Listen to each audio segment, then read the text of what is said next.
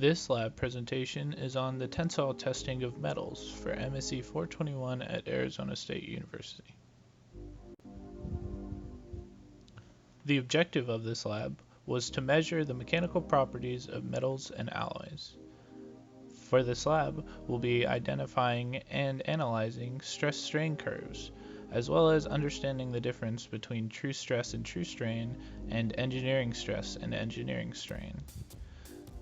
The two main things that should come from this lab are the nature of tensile deformation, as well as how a material will react when it is put under a certain amount of stress till the point of failure, as well as computerized data collection and manipulation, as the tensile test will give us a large amount of data and we have to be able to analyze and get correct information from it.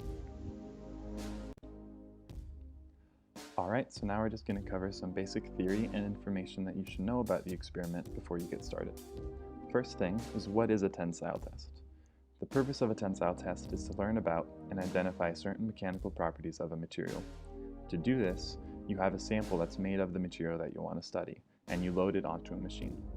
This machine applies a tensile force to the specimen as it pulls it apart, and then it also measures the material's response to being pulled.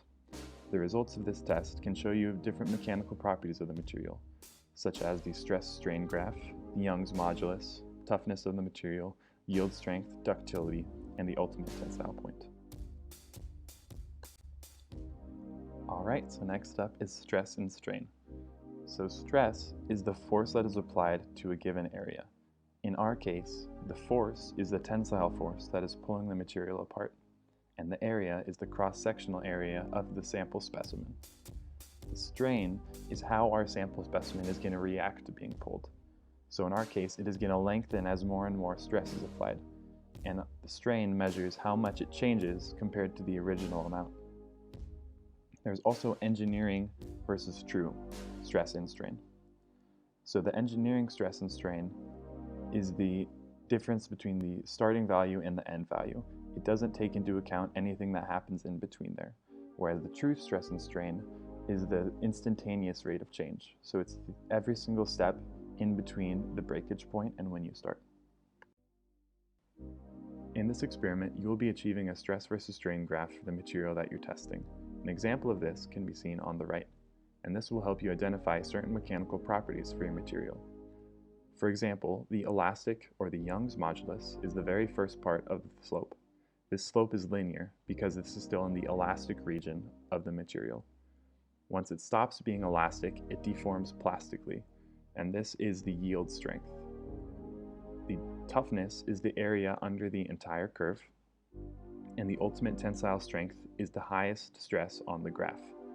You can also identify the ductility in this experiment, but you won't be able to identify it from this graph.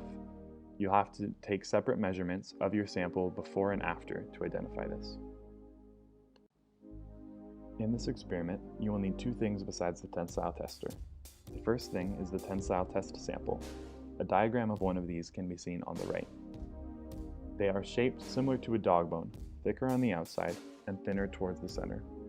They are designed this way because you want the very center of your sample to fail first.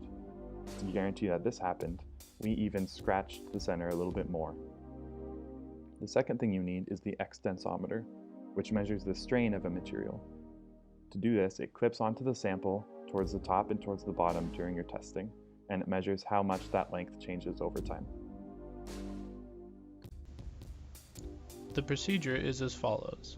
Mark a gauge length on the thinner part of your test sample. Then, measure the initial cross-sectional dimensions of the gauge section of the sample and calculate the original cross-sectional area. Then, insert the sample into the test machine based on machine specifications. These will differ for the different machines that you could use.